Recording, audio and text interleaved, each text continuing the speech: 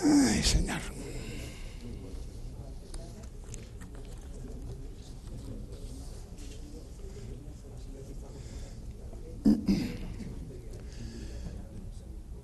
Buenas tardes. Voy a hablar hoy de un tema relativamente distinto al que me dediqué la semana pasada, la mejora genética de las producciones animales y vegetales. Y voy a comenzar con una introducción histórica simplemente para poner el toro en suerte. Y a continuación intentaré rematar la faena hablando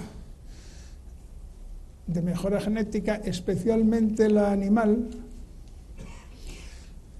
obtenida a través de la práctica continuada de selección artificial. Dedicaré un tiempo a poner de manifiesto la potencia que tiene este instrumento en la modificación genética de los seres vivos a los que se les aplica. Es una fuerza que fue la inspiradora de Darwin para proponer su hipótesis de evolución por selección, en este caso natural. Y para terminar me referiré a la utilización de cruzamientos de líneas puras para producir los híbridos, que es lo más propio de la mejora de los vegetales.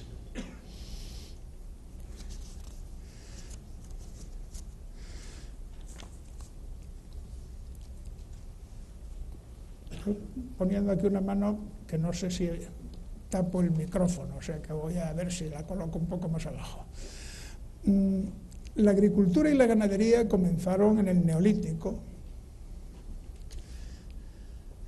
y la domesticación de los animales y las plantas hizo posible que unas poblaciones compuestas por pequeños grupos errantes de cazadores recolectores pasaran a vivir en sociedades estructuradas, sedentarias, mucho más numerosas, donde como consecuencia de esta domesticación de plantas y animales se hizo posible que parte de sus miembros pudieran dedicarse a unas tareas distintas de la de proveer, al menos diariamente, a su propia alimentación. La domesticación de los vegetales, concretamente la de los cereales, se produjo en el Oriente Próximo, la del trigo, en el sudeste asiático, la del arroz, y en Centroamérica, la del maíz, hace entre unos 8.000 y 10.000 años. Y todavía hoy, el 90% de los productos vegetales que ingiere la humanidad son trigo, arroz y maíz. Y el otro 10% queda para frutas, hortalizas, leguminosas y todo lo que se nos ocurre. Trigo, maíz y arroz son la base de la alimentación humana de origen vegetal desde hace unos 8 o 10.000 años.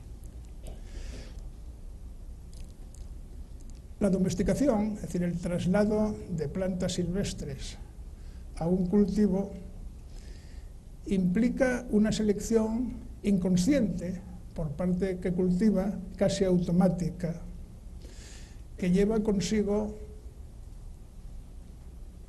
favorecer a las plantas más precoces, porque son las primeras que salen y por lo tanto las primeras que se recolectan y por tanto las primeras de las que se extrae semilla para replantar y volver a obtener el producto en la generación siguiente.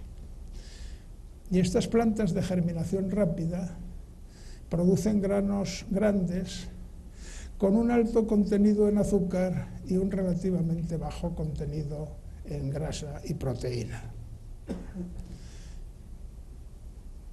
Al mismo tiempo, esta selección automática actúa en contra de aquellas plantas que tienen tallos frágiles, con espigas que se desprenden con facilidad y caen al suelo antes de ser cosechadas. Evidentemente, una planta en su medio natural desea, entre comillas, por decirlo así, que su espiga caiga al suelo, la semilla se disemine y se produzcan descendientes, pero eso para el agricultor es catastrófico. El que la espiga se caiga antes de que uno vaya a recolectarla, pues es algo que hay que tratar de evitar. Y por eso hubo una selección a favor de estas plantas que mantienen más tiempo la espiga sin caerse, que es una característica que está determinada fundamentalmente por un solo gen. Y por eso es fácil actuar en su favor. Con las especies animales ocurrió algo muy parecido. La domesticación de los ovinos, caprinos, ovinos, porcinos y aves, gallinas, ocurrió también en el Neolítico, entre hace unos 7.000 y 9.000 años. En el Oriente Próximo, cabras, ovejas y vacas. En el Oriente Medio y en China, cerdos, aves y un tipo especial de bovino que es el cebú en la India. Mucho antes de que se domesticaran estas especies, se domesticó el perro, que funciona de otra manera. No es un animal del que se obtengan productos, sino que es un colaborador del ser humano en muchas tareas, la guarda del ganado, la caza, lo que sea. Y esto se produjo hace unos 16.000 años, mucho antes de que se domesticara el resto de las especies animales domésticas importantes, mientras que el caballo se domesticó relativamente tarde, hace unos 5.000 años. Lo mismo que ocurría en plantas, la domesticación lleva consigo una selección inconsciente en contra de los individuos más agresivos, cosa por una parte lógica, lo cual lleva consigo que al utilizar como reproductores los menos agresivos, su descendencia fuera menos nerviosa y, en principio, de menor tamaño que sus congéneres en estado silvestre. Una vez conseguida la domesticación, comenzó un proceso larguísimo que duró desde el Neolítico hasta entrado el siglo XVIII.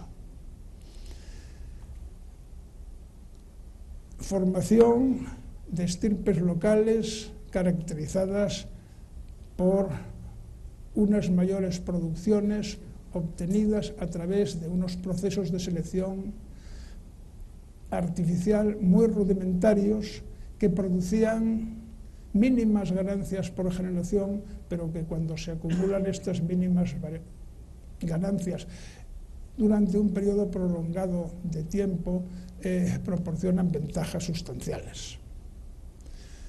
A este proceso de formación de estirpes locales evidentemente seguiría uno de sustitución de las estirpes menos productivas por otras más ventajosas, los cruzamientos entre estirpes productivas con la esperanza de conjuntar en una sola población las características favorables de dos o más.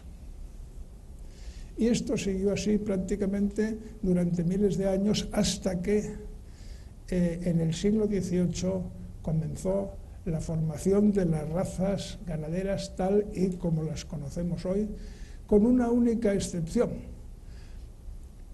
que es la oveja merina, de la que hay menciones tan antiguas como el siglo XII. Nadie sabe muy bien cuál es el origen del merino, aunque no me cabe duda de que se aclarará en poco tiempo, porque aunque las menciones en la documentación sobre las razas ganaderas son escasas, quitando algunos casos que tuvieran mayor interés, como pueden ser estirpes especiales de caballo, lo que hoy puede hacer la moderna genómica es aclarar el árbol genealógico de las razas actuales de cualquier animal doméstico. Y ahí se está empezando a ver que en muchos de ellos hay orígenes muy diversos y muy antiguos. La oveja merina es la única oveja en la que todas las fibras de su piel son de lana.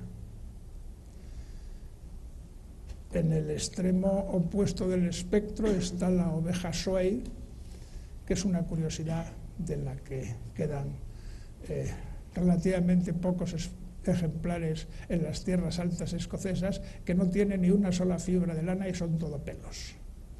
Y las restantes ovejas tienen una mezcla de fibras de lana y pelos en distinta proporción. Pero la merina es un especialista, no produce más que lana y por eso tuvo un valor tremendamente significativo en la economía española y en la industria de la lana europea hasta bien entrado el siglo XIX. Las razas comenzaron siendo poblaciones locales, que era lo que había, de cierto mérito productivo.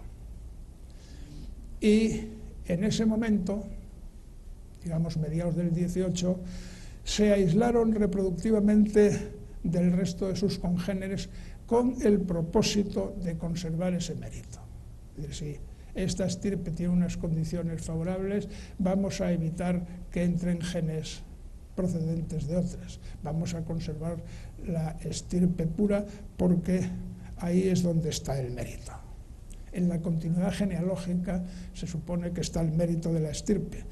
Es decir, es una forma de pensar muy extendida fuera de la ganadería, de que lo importante es ser de buena familia, no lo que uno es o deja de ser.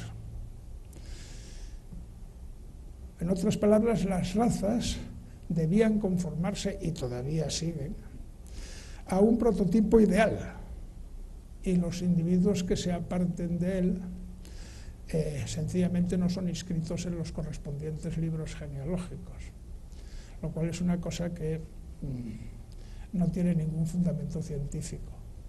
Las vacas frisonas, que antes se llamaban holandesas en España, son blancas y negras. Esas vacas blancas y negras debieron de aparecer por primera vez como una mutación genética en algún momento del siglo XVII. Pocos animales hay representados en la pintura europea, no digamos en la flamenca, como el buey y la mula del postal de Belén. Y allí no hay nunca una vaca blanca y negra, son todas pardas, el tipo común. Empiezan a aparecer en la pintura como cosas raras que merece la pena ser pintadas por su rareza, vacas blancas y negras y blancas y rojas. Ya ha entrado el siglo XVII. Y por alguna casualidad, esa mutación que produce un cambio en la coloración de la capa de pelo de la piel vino unida a una mayor producción de leche, y a continuación la gente opinaba que las vacas blancas y negras eran mejores. Unas lo serían y otras no, aunque de promedio probablemente lo fueran. Sin embargo, entre el 1 y el 2% de los terneros nacidos en vacas frisonas no son blancos y negros, sino que son blancos y rojos. Y como no se conforman con el prototipo de la raza, sencillamente está prohibido inscribirlos en los libros genealógicos, que es un procedimiento que tiene la misma justificación que se seguía en Sudáfrica en tiempos del apartheid, en que se podía clasificar como blanco a un individuo y a otro individuo que era hermano suyo, hijo de los mismos padres, como negro, dependiendo de su aspecto exterior. Evidentemente, los hijos de matrimonio entre un padre o madre blanco y el otro, digamos, mestizo. Puede decirse que una mejora genética eficiente no empezó. Siempre se me olvida que yo tengo estas cosas aquí puestas y no las pongo. Lo explica muy bien, no hace falta. Sí, pero yo me las sé, pero no estoy nada seguro de que las explique muy bien, y de todas formas, pues bueno, ahí queda escrito, pero se me olvida ponerlas porque me dejo llevar por las palabras.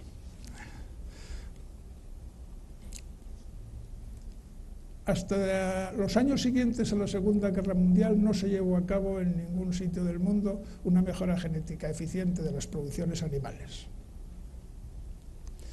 Y en este sentido hay que decir que la actitud de las asociaciones de criadores y las instituciones veterinarias oficiales que valoraban las razas y no los individuos que formaban parte de ellas ha sido, al menos en mi opinión, el principal obstáculo a la mejora animal hasta finales del siglo XX. En definitiva, el ser humano ha manipulado el genoma de los animales domésticos y de las plantas cultivadas durante milenios, con una eficiencia muy reducida hasta la aparición de la genética en el siglo XX y de los métodos más o menos sofisticados de la mejora genética a partir de los años 1950.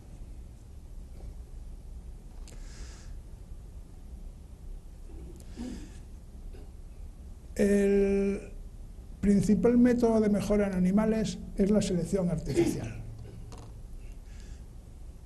La selección artificial que se lleva a cabo en una población cerrada.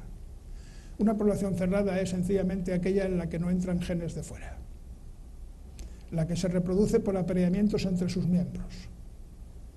No se importan individuos que se introduzcan a efectos reproductivos en esa población desde otras. Y en esas poblaciones cerradas, que es lo que el mejorador quiere tener para poder funcionar, para poder aumentar las producciones por medios genéticos, las medidas que se pueden tomar son únicamente dos. Uno puede decidir cuáles son los padres más adecuados, cuáles son los individuos que son más adecuados para utilizarse en la reproducción, condenando a los restantes a la muerte genética, no a la muerte física. Y la otra decisión posible es, una vez que uno ha seleccionado los futuros padres y madres, decidir cómo cruzarlos. Y eso es todo lo que uno puede hacer. Se quiere aumentar la producción, que es una forma de decir las cosas un poco vaga. ¿Cuáles son los objetivos de la mejora? Si uno pregunta a un ganadero, le dará una lista larguísima. Yo recuerdo que en una reunión que tuvimos hace muchos años en Edimburgo sobre mejora genética de moluscos, los criadores nos hicieron llegar una lista de 40 y tantas características que ellos consideraban fundamentales. Que no dudo que lo sean, pero si uno impone una fuerza sobre el sistema, la única que puede imponer, que es decir, de todos los individuos que tengo, solamente estos pocos van a criar. Si esa fuerza se aplica a 1 o 2 caracteres, es una fuerza relativamente intensa, pero si se aplica a 42, es una fuerza tan débil sobre cada uno de ellos que no produce mejoras apreciables en tiempos razonables. Y la mejora, no hay que olvidarse, es una actividad económica. Y los que la practican lo hacen como medio de vida. Entonces, en la vida real, los objetivos de la mejora en cualquier especie son dos. La cantidad de producto obtenido por individuo y el gasto incurrido en la obtención de ese producto. ¿Cuánto se produce y a qué precio? Y el gasto en especies animales, en un 80% al menos, son gastos en alimentación.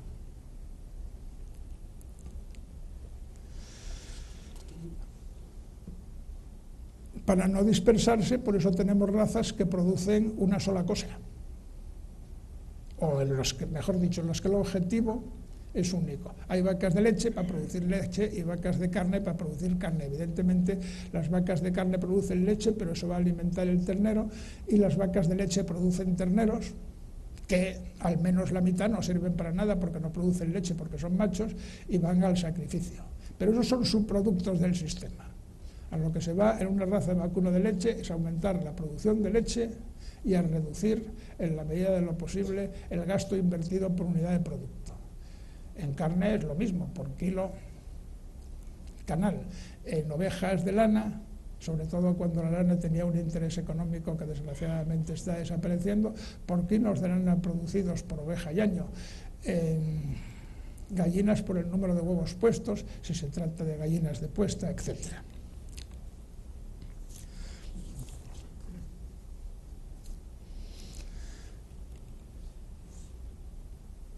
Entonces, uno elige los padres, hace selección, y lo que trata es de obtener una respuesta. Un cambio beneficioso de la media del carácter seleccionado cada generación que se selecciona.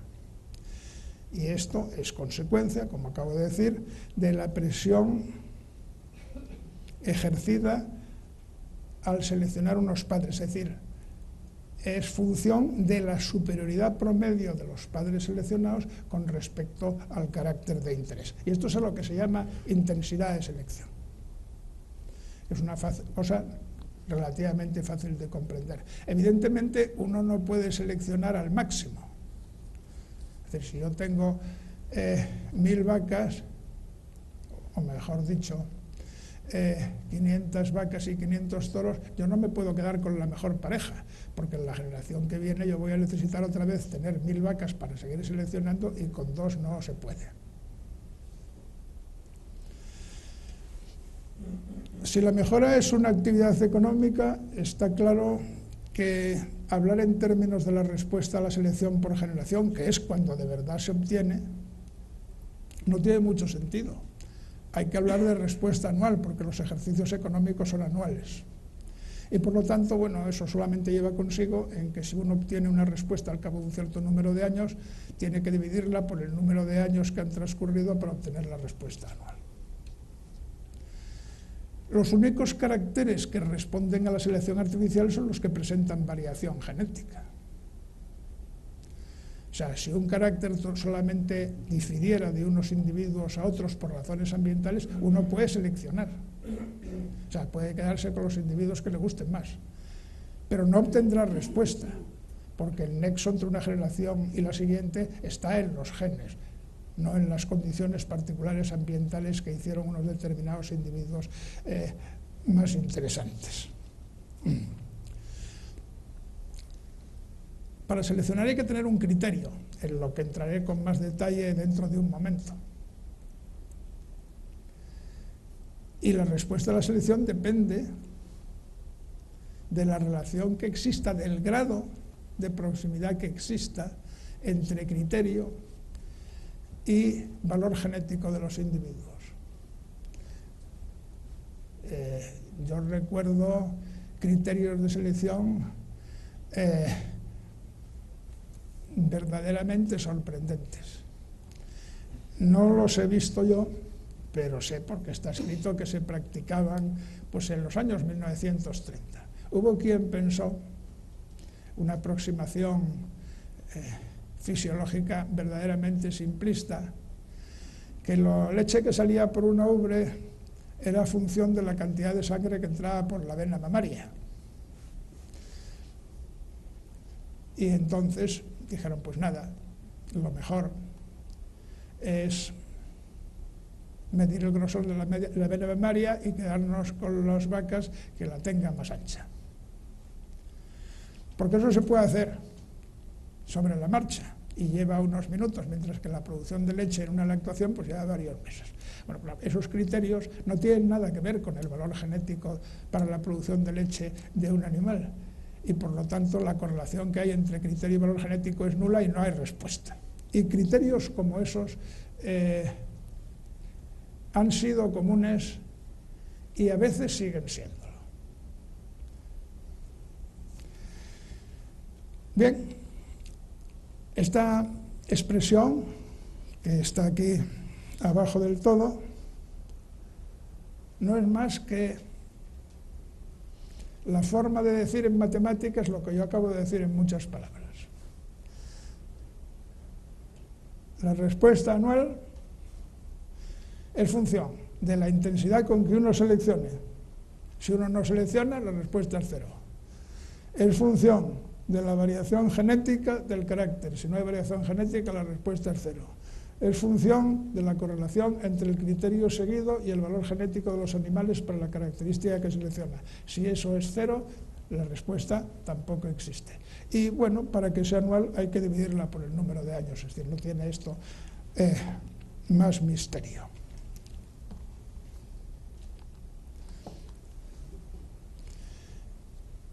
En la obtención de una respuesta hay unos condicionantes biológicos que vienen impuestos por la especie que a uno está seleccionando. La intensidad de selección, por ejemplo. Una cerda en un parto pues tiene, digamos, 8 lechones, de los cuales de promedio 4 serán machos y 4 serán hembras. En ese momento, aunque pueden tener muchos más descendientes en el futuro, uno ya puede seleccionar. Se puede quedar con el mejor macho y la mejor hembra de cada 4, porque hay 4 de cada y se puede escoger. Y ahí el tiempo que transcurre desde que se evalúa el carácter, por ejemplo, ganancia diaria en peso, que es lo común en cerdos, en los padres, hasta que se vuelve a evaluar en los hijos, es del orden de año y medio. Es decir, que en año y medio uno puede hacer selección y obtener respuesta. Eso no quiere decir que se tenga que hacer así, pero poder se puede. En vacuno de leche, sin embargo, el número de hijos por parto suele ser 1. Y entonces, si uno espera 2 partos, como media va a tener un padre y una madre, pero no se pueden seleccionar, sencillamente reemplazan a sus progenitores. Hay que esperar a que haya más.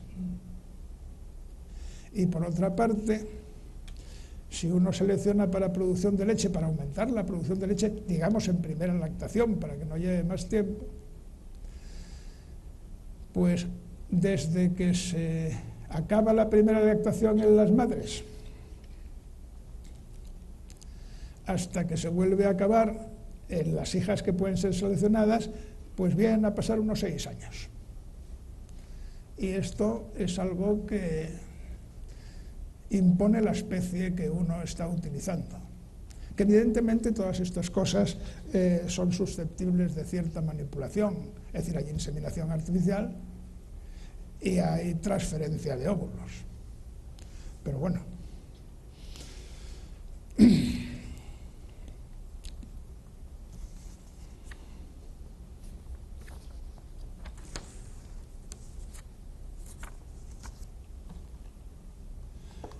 Además están los condicionantes genéticos. Decía hace un momento, ¿es preciso que haya variación genética del carácter seleccionado si uno quiere obtener respuesta? Pero claro, distintos caracteres presentan mayor o menor variación genética. Y eso es un hecho de la vida. Los caracteres ligados a producción de leche, de carne, de huevos, de lana, suelen tener una variación genética considerable. Los ligados a la viabilidad y la fecundidad de los individuos, que también es muy importante, suelen tener una variación genética muy reducida. Y aquí vuelvo a proyectar un ejemplo que utilicé el jueves pasado, pero que en principio creo que es suficientemente ilustrativo, que no merece la pena cambiarlo por otro. En la escala inferior está el valor de la heredabilidad, más o menos de la magnitud de la variación genética, que varía entre 0 y 1, entre 0 y el 100%. Arriba están caracteres ligados a la producción, caracteres morfológicos, tamaño corporal, pesos a determinadas edades, cosas por el estilo. Las heredabilidades varían de una especie a otra porque aquí hay de todo. Drosophila melanogaster, Daphnia, que es un crustáceo planctónico, salmones, aves, especies animales, vacuno, seres humanos, pero bueno, digamos que las cosas de promedio andan en torno al 40%. Caracteres ligados a la fecundidad y la viabilidad, que son los de abajo, en azul, pues las magnitudes son del orden del 15%. Entonces, bueno, uno ya sabe que la variación genética para distintos caracteres es diferente y que aquellos caracteres que presenten menos variación genética responderán menos a la selección artificial, y con eso pues no hay otro remedio que conformarse. Y luego viene el asunto del criterio. ¿Cómo detectar que con respecto a un determinado producto los animales que uno en principio quiere seleccionar son los adecuados desde el punto de vista genético, en contraposición a aquellos otros que aparentemente son igual de deseables, pero que solo lo son como consecuencia de influjos ambientales? Me voy a quedar con este individuo porque pesa más a una determinada edad, pensando que eso es por sus genes o porque ha vivido en unas condiciones mejores hasta este momento en que yo lo peso.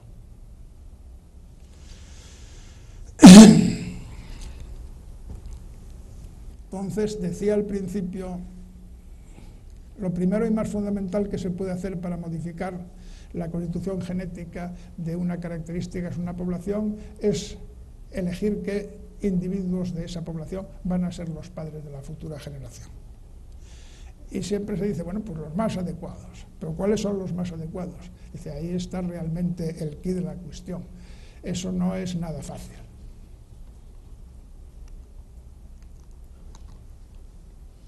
Y ahí entra el criterio de selección, que no me voy a referir a los criterios esotéricos como el grosor de la vena mamaria, sino a lo que se utiliza en la práctica, que comenzó siendo el valor fenotípico individual. Que uno quiere aumentar el peso a las 8 semanas en gallinas, pues las pesa a las 8 semanas y se queda como reproductores con las más gordas. Y eso, bueno, produce resultados, pero no es un procedimiento muy eficiente. Todavía estamos hablando de un carácter que se manifiesta en los dos sexos. Los dos sexos tienen un peso a las 8 semanas, pero hay otros caracteres mucho más complicados, como por ejemplo la producción de leche. ¿Cómo valora uno toros con respecto a producción de leche? Porque la mitad de los genes para producción de leche de una vaca vienen de su padre, aunque en el padre esos genes no están funcionando, pero están. Bueno, el criterio tradicional es ampliar la información fenotípica, que solamente se obtiene en hembras, con la información de parientes. Al fin y al cabo, ¿quiénes son los parientes de uno? Los que comparten genes con él. Más y más proporción de genes compartidos, mientras más estrecho sea el parentesco. O sea que en la expresión del carácter seleccionado en los parientes hay una información sobre la condición genética del individuo que uno está pensando si selecciona o no. Y esta información es la única que hay en estas características como la producción de leche que los machos no manifestamos. Pero uno puede decir, bueno, voy a elegir como padres a los hijos de aquellas vacas que hayan producido más, o los que tengan hermanas que hayan producido más, o los que tengan hijas que hayan producido más. Y uno puede combinar toda esa información de parientes en un índice numérico. Que hasta que llegaron los tiempos de la computación automática, pues era una cosa muy laboriosa, aunque había que hacerla y se hacía. Pero que hoy los programas de mejora de leche más sofisticados introducen toda la información disponible. Es decir, los programas que se utilizan en Norteamérica para hacer selección en vacuno de leche introducen en la información que se usa para seleccionar un toro, por ejemplo, toda la que existe, incluso si es de parientes lejanos del siglo pasado, porque hoy, con un ordenador y unos programas informáticos, por complejos que sean, se puede hacer. Es más, el mundo de los sementales de vacuno de leche funciona como una bolsa de expectativas, en la que la clasificación de los padres con respecto a la producción de leche de sus hijas cambia cada semana que pasa, porque son padres que están funcionando en un sistema de inseminación artificial y que tienen muchas hijas. Y eso se publica todos los lunes. Y ahí hay una bolsa de expectativas, porque uno, por ejemplo, puede decidir invertir en comprarse, digamos, 100.000 dosis de semen de un toro del que todavía no hay información, o la que hay es muy escasa, pero que tiene una parentela tan acreditada en el mundo de la variación de leche que eso puede ser una inversión. Y ya digo, la información correspondiente se publica todos los lunes, y cómo funciona la bolsa de valores en este sentido es una cosa económicamente muy importante.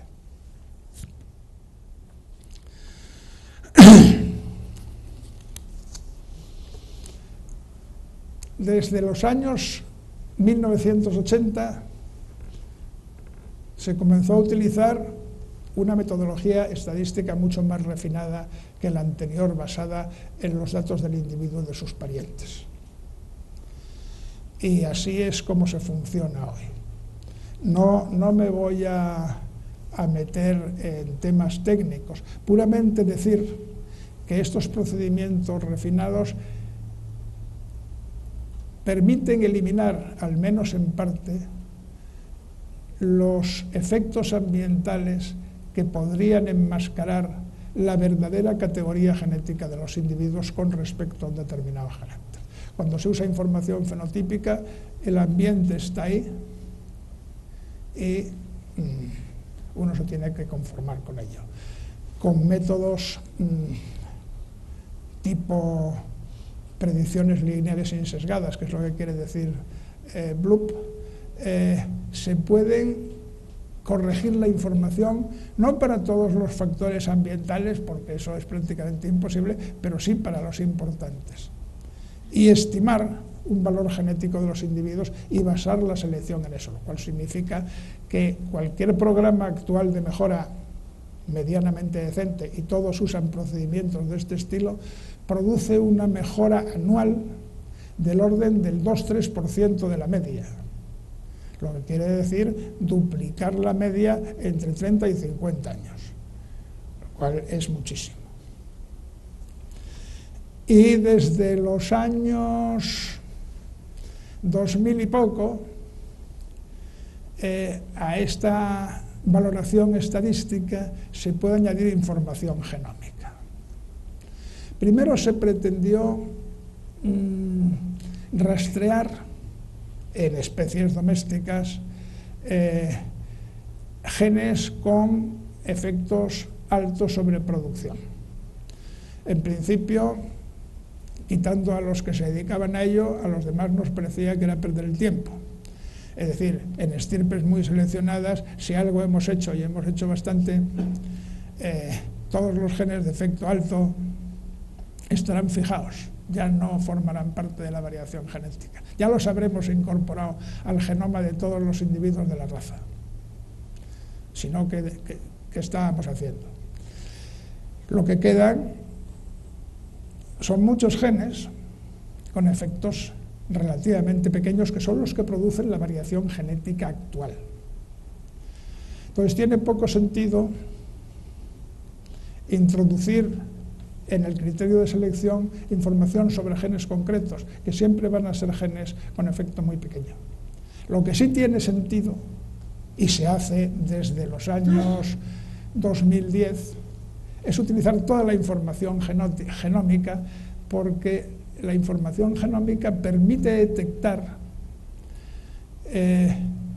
lo que voy a llamar en términos coloquiales los parientes de verdad, o los que son más parientes. Las genealogías hablan de promedios. Todos los hermanos comparten de promedio la mitad de sus genes. Pero podría ser, aunque es muy improbable, que no compartieran ninguno o que los compartieron todos. La media es el 50%. Pero con métodos genómicos se puede establecer qué hermanos comparten más genes que otros y utilizar esa información en los criterios de selección.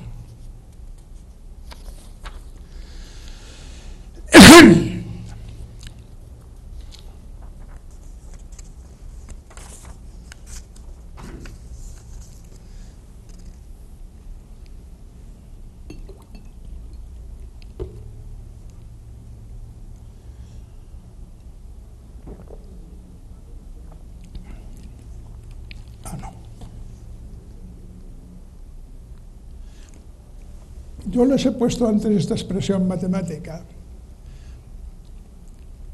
y les he explicado que tiene una cierta lógica, pero no he dicho de dónde sale.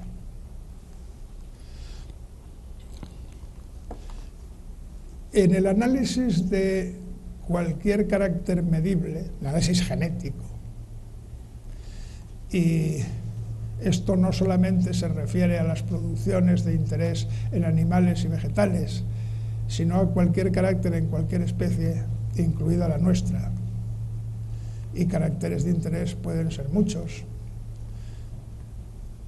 Por ejemplo, riesgo de padecer determinadas enfermedades. Ahí no hay más remedio que recurrir a un modelo de caja negra, que es el que llamamos modelo infinitesimal, que se propuso y se comenzó a utilizar en 1918, hace 99 años, y que sigue funcionando con muy buenos resultados. Y es la única posibilidad hoy por hoy que tenemos de tratar genéticamente un carácter de herencia compleja. El modelo infinitesimal sencillamente supone, y eso tiene unas propiedades estadísticas interesantes, que detrás de cada carácter hay muchos genes de efecto generalmente pequeño. Hoy, con lo que quiero decir, en los últimos 8 años, se está comprobando que esa suposición es real. Pero hasta el momento, hasta el 2008, no era más que una suposición, que podría ser irreal, pero que era útil. Y eso es lo importante. Útil en el sentido de que produce predicciones que son mejores que las derivadas de cualquier otra propuesta. Algo hay que hacer. Y si no tenemos acceso directo a los genes, hay que suponer que se comportan de acuerdo con un modelo y vamos a ver si este modelo produce predicciones que nos satisfagan. Las predicciones de los modelos, sobre todo las predicciones a largo plazo, no se pueden hacer con animales domésticos y plantas cultivadas, hay que hacerlas con organismos experimentales, como puede ser Drosophila, que es la mosca del vinagre, el Tribolium, que es el gorgojo del trigo, ratones, cosas así.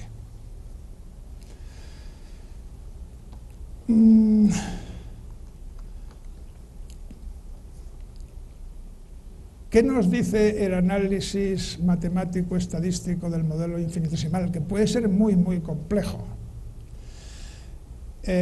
Pues nos dice que la respuesta a largo plazo, por ejemplo, que uno espera para una determinada intensidad de selección y un determinado carácter y una determinada forma de seleccionar. Dense cuenta que lo que estoy haciendo al decir esto es fijar y, porque digo que la intensidad de selección es siempre la misma a todas las generaciones, fijar RAC porque estoy fijando el criterio y fijar el carácter porque estoy diciendo qué variación genética tiene. Entonces, lo que dice el modelo es que mi respuesta a largo plazo va a depender única y exclusivamente del número de padres que seleccione. Si yo selecciono el mejor 10%, no va a ser lo mismo seleccionar el mejor de cada 10 que los 10 mejores de cada 100 o los 100 mejores de cada 1000.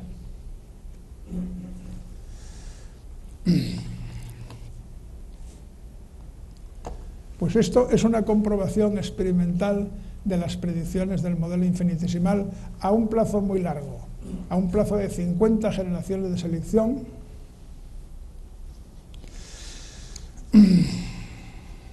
obtenidos en distintas especies piloto, en 10 experimentos distintos, que son los que están aquí marcados, pues con triángulos negros o blancos, cuadrados negros o blancos, círculos negros o blancos, etc. Es decir, que todos estos cuadrados, puntos, triángulos, etc., son observaciones en diferentes experimentos llevados a cabo utilizando organismos piloto. Y las predicciones son las de las curvas. La curva inferior, suponiendo que estamos funcionando únicamente con la variación genética existente en la población base original, en la que se empezó a seleccionar. Y la curva superior, suponiendo que además de esa variación inicial que estamos manipulando, aparece también variación genética para el carácter seleccionado, debido a que ocurren mutaciones todas las generaciones. Para ser un modelo de caja negra y para hacer predicciones a 50 generaciones vistas, me parece que está estupendo. Evidentemente, las predicciones están por debajo, perdón, las observaciones están por debajo de las predicciones, porque las predicciones viven en un mundo de rosas. Y la vida real es otra cosa. E incluso si uno selecciona drosófilas, que es una cosa a la que yo me he dedicado durante decenios, pues bueno, de vez en cuando las cosas no funcionan como uno quiere, pues porque hay un accidente y sube la temperatura de las cámaras y se muere una parte importante y cosas por el estilo. Y esto en 50 generaciones en un laboratorio pasa alguna vez. Y por esas razones y otras parecidas es porque las observaciones están por debajo de las predicciones, pero de todas maneras calculo yo que ya quisieran en el Banco de España predecir con esta precisión.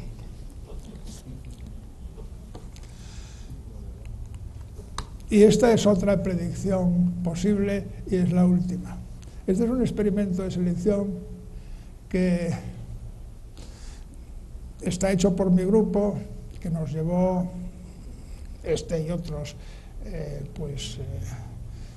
invertir 20 años en estos trabajos, que finalizó con un accidente.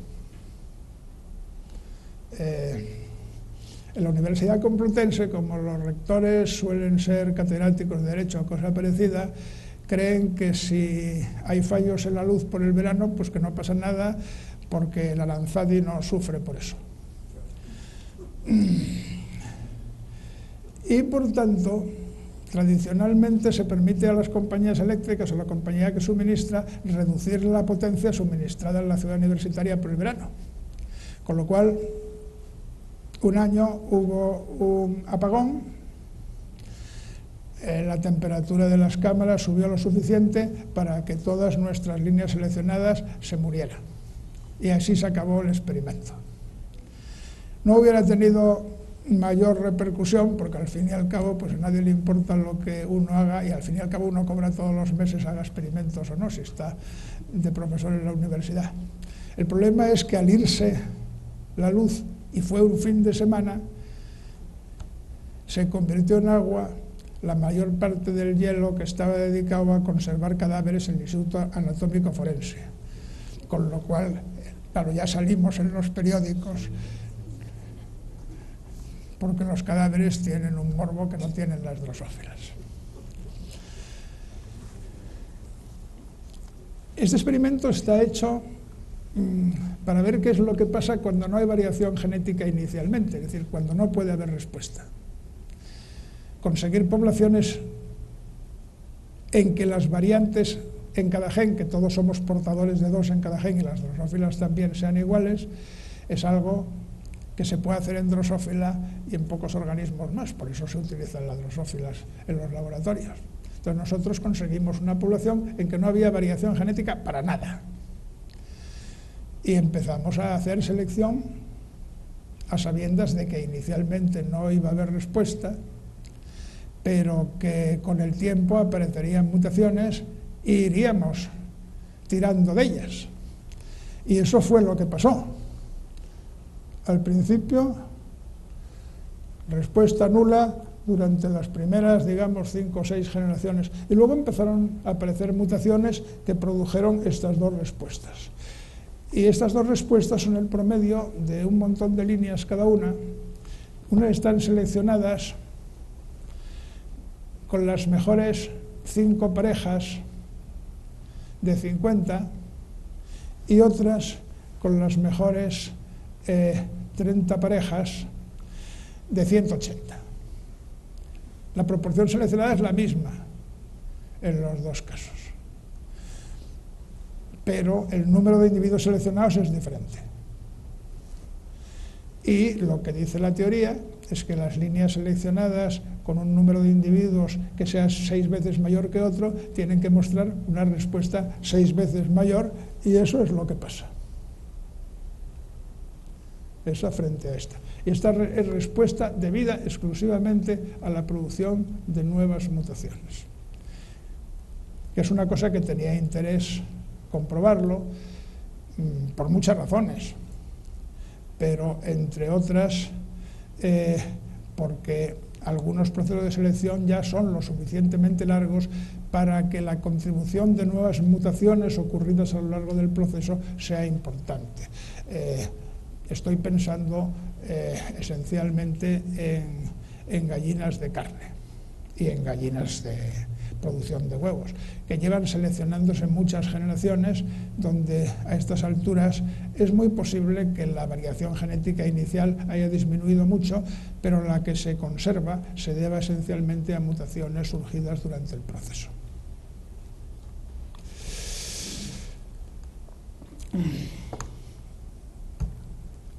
¿Qué ha ocurrido con la mejora genética animal o como consecuencia de la mejora genética animal en estos últimos 50 años?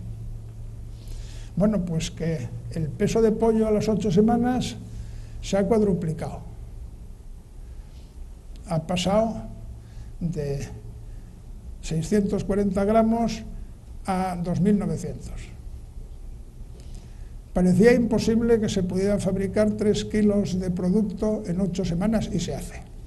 Evidentemente, nadie espera que esos pollos sean iguales que los pollos de corral, pero son un alimento y son un alimento barato. El número de huevos puestos por gallina y año se ha triplicado. Ha pasado de 120 a 340. Y dense cuenta que no hay mucho más margen, porque los días del año son 365. Y una gallina, hoy por hoy, por lo menos alguna, puede producir en un día 2 yemas y 2 claras, pero no 2 cáscaras. De momento no hay arreglo para eso. O sea que el límite de producción, si las cosas no cambian, van a ser el máximo posible, que son 365 huevos, uno por día. Huevos con cáscara. Hay aves que ponen varios huevos diarios, pero la gallina no está entre esas. Los patos, por ejemplo, ponen más de 400 huevos al año. La producción de leche en primera lactación pues ha doblado. Hemos pasado de 6.000 kilos, porque la producción de leche se mide en kilos, a doble, a 12.000. La ganancia diaria en peso en cerdos se ha doblado. Hemos pasado de ganar medio kilo diario a casi 1 kilo. Y el espesor de grasa subcutánea, que es una característica que hoy por hoy se considera indeseable en este tipo de carne, se ha logrado bajar a la mitad. Los cerdos tienen una ventaja, que permite seleccionar en contra de canales grasas con más facilidad que en vacuno. Es que la mayor parte de su grasa está dispuesta como una cáscara. Y uno sencillamente la puede rebanar de la misma manera que quita la cáscara de las naranjas. Todo este cambio no es genético. En estos 50 años han mejorado las condiciones sanitarias, ha mejorado el manejo, ha mejorado el alojamiento y ha mejorado la alimentación. Pero entre un 50 y un 80% del cambio sabemos que es genético. Y lo sabemos porque se conservan o se pueden reproducir individuos de hace 50 años. Es decir, hay semen, por ejemplo, de vacuno que tiene más de 50 años. Y funciona perfectamente. Entonces se puede utilizar para inseminar vacas actuales, obtener unas hijas y ver cuánto producen esas hijas y compararlas con las actuales.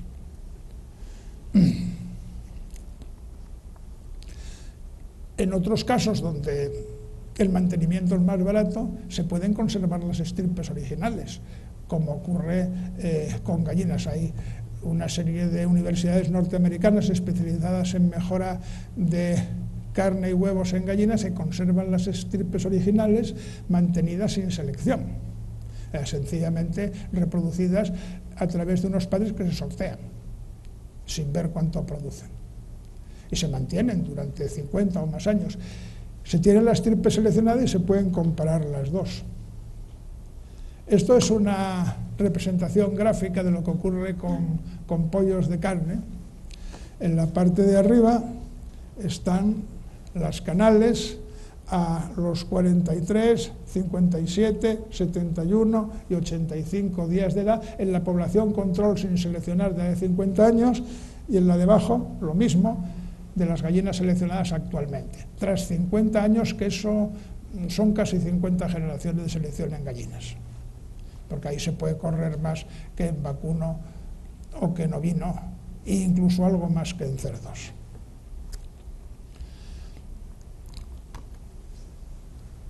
Voy ahora a presentarles una serie de experimentos, no todos experimentales, con objeto de persuadirlos que la selección artificial es una fuerza que puede producir cambios importantes a través de la manipulación genética de los caracteres seleccionados. Estos son datos de maíz y son los datos del experimento de selección artificial más antiguo que sigue funcionando, claro, que empezó en 1896 y sigue en marcha. Es para aumento y disminución del contenido en aceite del grano de maíz.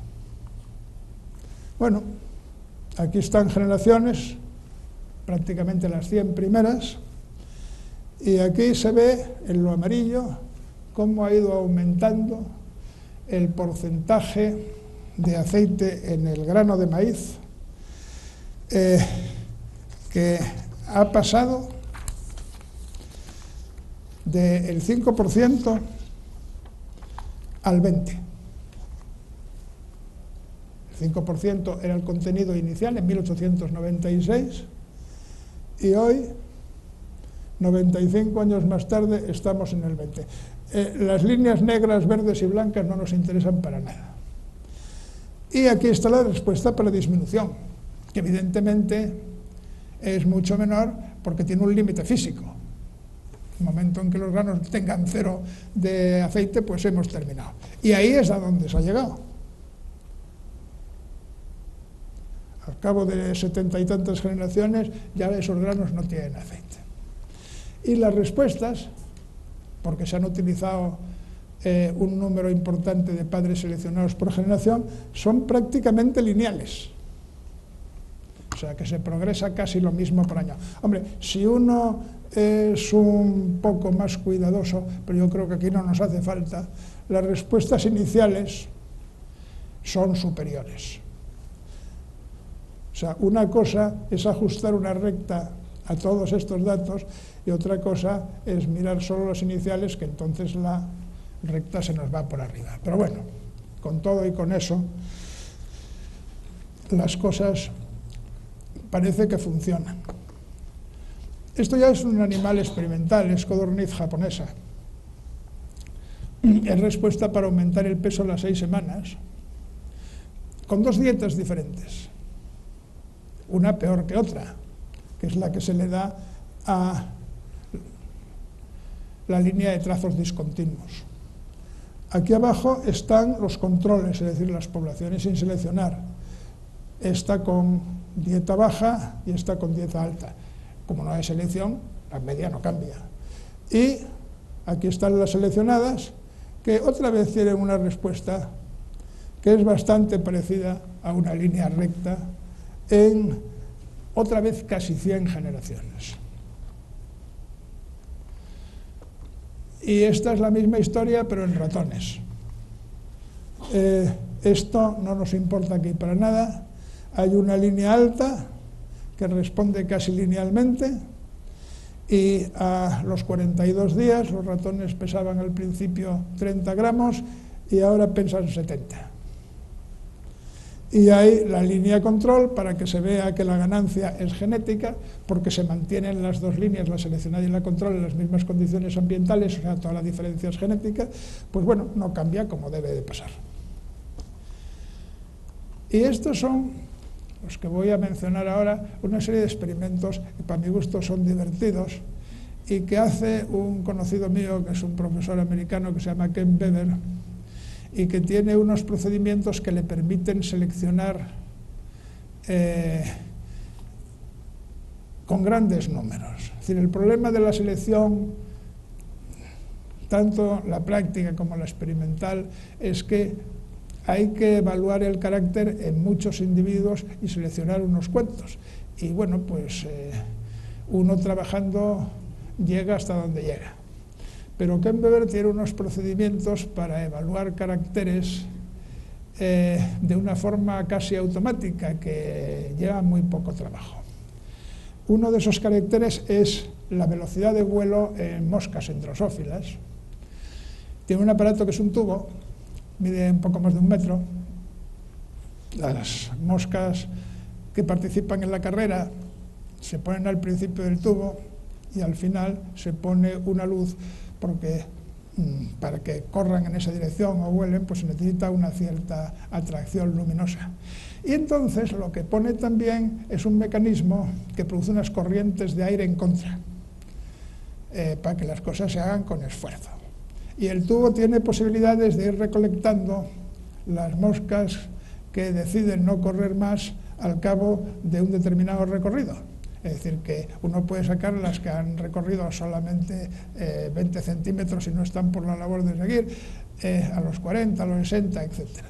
Entonces uno puede seleccionar un montón de individuos sin demasiado trabajo, que son los que llegan al final del tubo. Y si eso se hace otra vez durante unas 100 generaciones, pues uno obtiene estas respuestas en la velocidad media de recorrer el tubo, que también aquí se ve más claramente que las respuestas al principio son más importantes que las respuestas en la segunda fase, pero de todas maneras, en 100 generaciones que se siga subiendo tiene su mérito. Y estos son los resultados de otros 2 experimentos de Ken Beber, que también para mi gusto son muy divertidos. Uno es la resistencia al alcohol. Para esto tiene un aparato que es una bombona de cristal muy grande. Ahí se pueden introducir moscas. Por una parte, drosófilas es lo que él usa, y por otra se puede introducir etanol gaseoso. Y a medida que las moscas se van emborrachando, se desploman. Y el aparato permite recoger las que se van desplomando en determinados momentos. Es decir, que uno primero recoge las que se desploman muy rápido, luego las menos rápido, luego las que aguantan bastante, luego las que aguantan mucho. Y uno puede seleccionar las que más resisten la intoxicación etílica y obtener estas respuestas. Las 3 líneas de arriba son respuestas con un número grande de individuos seleccionados por generación, y las 2 de abajo con un número menor. que es lo que decía antes, que la respuesta sintótica depende del número de individuos seleccionados por generación, pero en los dos casos unas respuestas lineales notables. Y ya aquí este último es para longitud del ala. Y ahí Ken utiliza un aparato también muy divertido. Él selecciona unas moscas que tienen una mutación que lleva consigo el que las alas, en vez de estar puestas como mis brazos, estén así y no se pueden bajar. Todas las moscas que tienen esa mutación tienen las alas así, no pueden volar, lo cual es una ventaja para el experimentador, porque él tiene unas planchas muy grandes donde pone miles de moscas de estas. Y luego, con un tornillo micrométrico, va bajando una placa que tiene un pegamento. Y entonces, al principio, al subir la placa, solamente quedan adheridas las moscas que tienen las alas más grandes, porque son las primeras que pilla la placa en cuestión. Y luego uno puede ir bajando y coger las intermedias y las menores y lo que sea. Bueno, y también se puede hacer selección. Aquí hay 3 números distintos de individuos seleccionados por generación. Este es el más grande, este es el intermedio y este es el más bajo. Pero en fin, que las cosas marchan, haga uno lo que haga.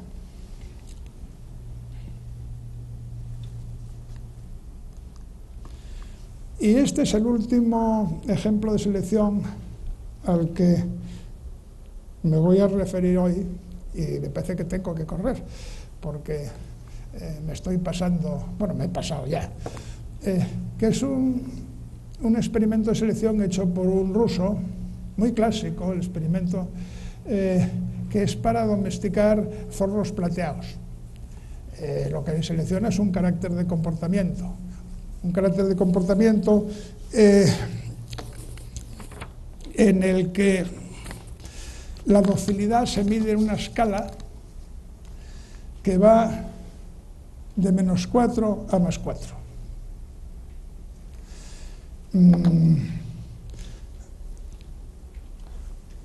Cuando empezaron las cosas, una población de zorros plateados atrapados en Siberia en condiciones naturales, pues evidentemente eran prácticamente todos muy agresivos. Después de 18 generaciones de selección, pues todos tienen un índice de agresividad muchísimo menor. De hecho, ya en esa generación 18 y el experimento continúa. Son zorros que cuando están satisfechos mueven la cola como los perros. Las orejas ya no las tienen erguidas, sino que las tienen pendulares también como los perros. Lamen la mano a los visitantes. Hay gente que las utiliza como un animal de compañía. Tienen una estación de celo más amplia, como ocurre en la domesticación de los animales.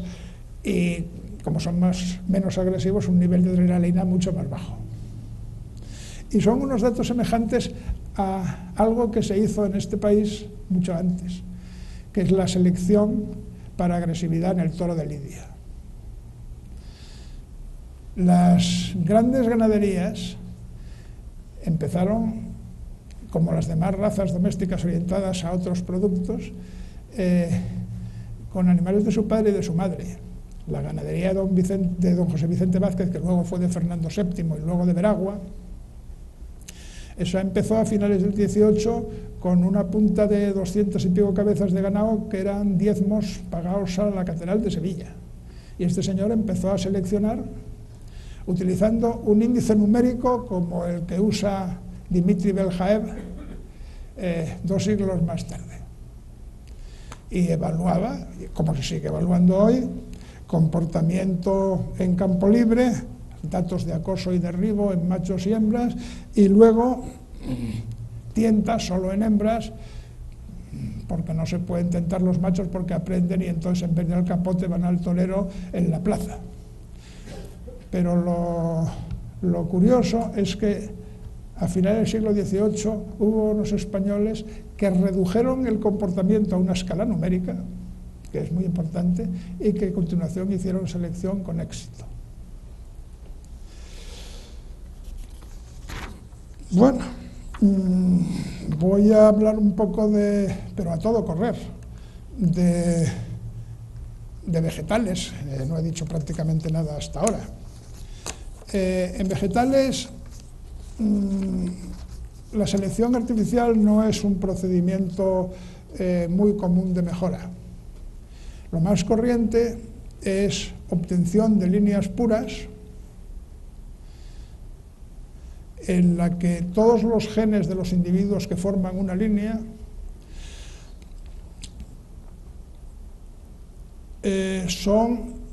presentan dos variantes genéticas iguales en cada uno de ellos. Es decir, son lo que llamamos homocigóticos en la jerga del oficio. Eso se puede conseguir en plantas por consanguinidad forzada, porque en una planta, o muchas plantas, se puede aparear un individuo consigo mismo. En animales eso no se puede hacer generalmente. Desde luego mamíferos y aves no. En 5 generaciones uno consigue líneas perfectamente homocigóticas. A continuación, uno selecciona las mejores y las cruza. Por una serie de consideraciones teóricas, se sabe que los cruzamientos entre líneas puras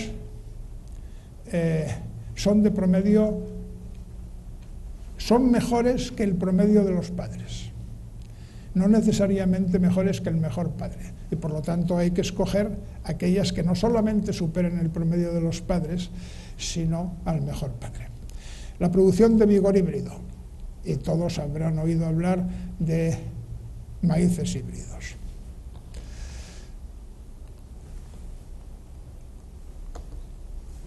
Esto es lo que ha pasado con la producción de maíz en los Estados Unidos desde 1860 hasta prácticamente hoy. De 1860 a 1920, nada. Los procedimientos de selección que se utilizaban eran totalmente inadecuados y no producían respuesta. En los años 20 comenzó a predicarse la idea de que se debían de utilizar híbridos de líneas puras, a través de una experimentación y el desarrollo de una teoría en la que tuvo un papel importante un español, Nonídez, que después decidió quedarse de profesor en América, pero que es el primer español que tiene realmente importancia en el desarrollo de la genética moderna. A partir de los años 20 comenzaron a utilizarse cruzamientos entre líneas puras y una producción de híbridos que subió sustancialmente la producción. A partir de los años 60, los métodos se perfeccionaron muy considerablemente y lo que está ocurriendo es esto. Es decir, que hemos pasado de una producción, esto está en bushels, pero se lo traduzco a kilos, de 1.600 kilos por hectárea en los último tercio del siglo XIX a 10.500 kilos por hectárea hoy, una producción 6 veces mayor. Una vez más, en estos datos están mezclados influjos genéticos e influjos ambientales.